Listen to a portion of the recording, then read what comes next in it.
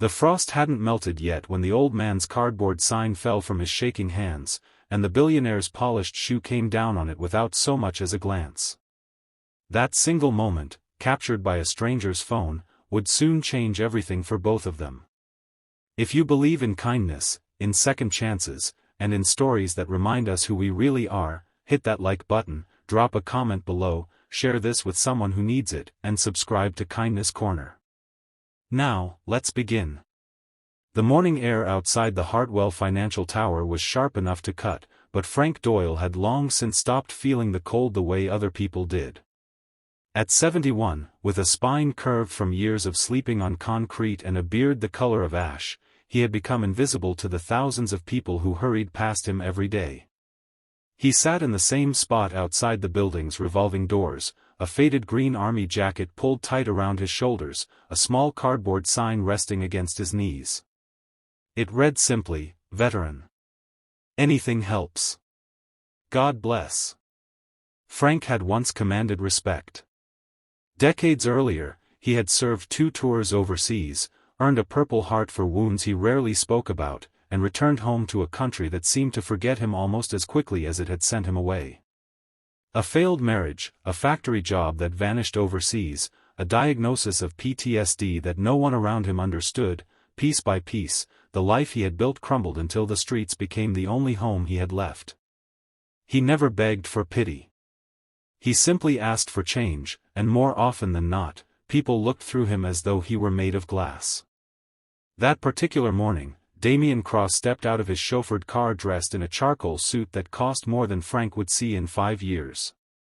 Damian was the CEO of Cross Capital, a man whose face appeared on business magazines and whose name commanded fear in boardrooms. He was brilliant, ruthless, and utterly convinced that the world rewarded only strength. To him, people like Frank were proof of failure, not tragedy. As he strode toward the entrance, his phone pressed to his ear, his shoe caught the edge of Frank's cardboard sign and sent it skidding across the icy pavement. Without breaking stride, without even looking down, Damian muttered something cold about people needing to get a job instead of cluttering the sidewalk. A young intern nearby lifted her phone and captured the moment, more out of instinct than intention, never imagining it would later be watched by millions. Frank said nothing. He simply reached down, retrieved his sign, wiped the wet pavement from its edge, and set it gently back against his knee. There was no anger in his eyes, only the quiet exhaustion of a man who had been dismissed so many times that it no longer surprised him. But something in his stillness, his dignity in the face of humiliation, made the intern pause and truly look at him for the first time. Her name was Maya, and she worked on the 32nd floor sorting files for the executive team.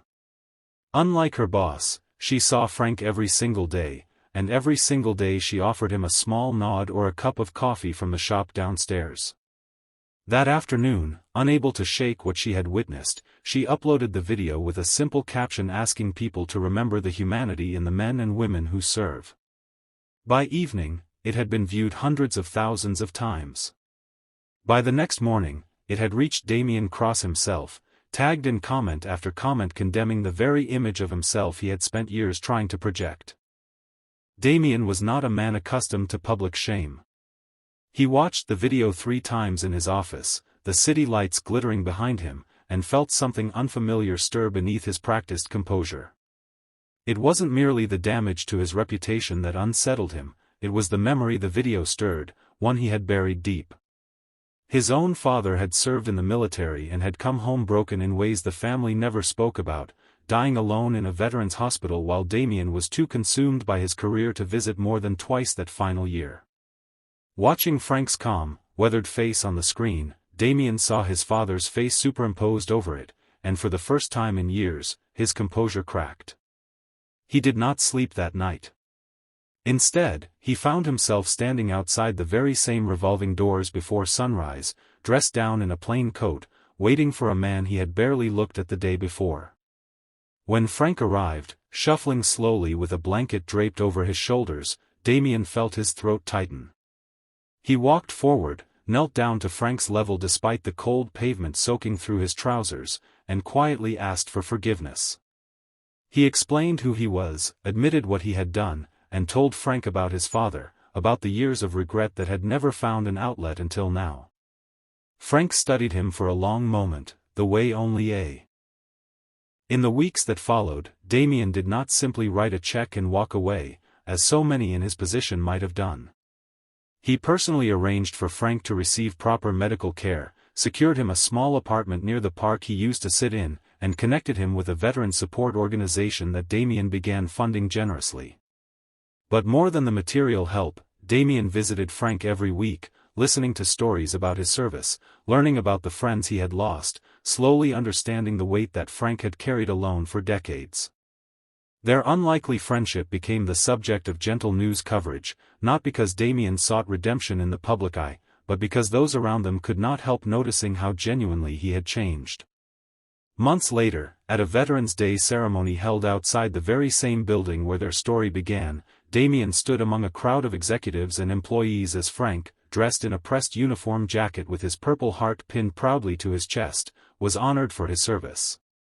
When Frank's name was called, Damien Cross, the man who once stepped over a homeless veteran's sign without a second thought, stood at attention and raised his hand in a slow, deliberate salute. Tears streamed freely down his face as the crowd fell silent, witnessing not just an apology, but a transformation that no press release could have manufactured. If this story touched your heart even a little, please take a moment to like this video and share it with someone who needs a reminder that it's never too late to change. Your support means the world to this channel. Before we close, I want to ask you something simple. If you believe that every person deserves dignity, regardless of where life has left them, type the words, "I salute you," in the comments below. Let Frank, and every veteran like him, know that they are seen. Damien Cross never forgot the lesson that cold morning taught him, and Frank Doyle, after a lifetime of being overlooked, finally found not just shelter, but genuine friendship. Sometimes the greatest battles are not fought overseas, but in the quiet moment when a person chooses to kneel down, extend a hand, and see another human being for who they truly are.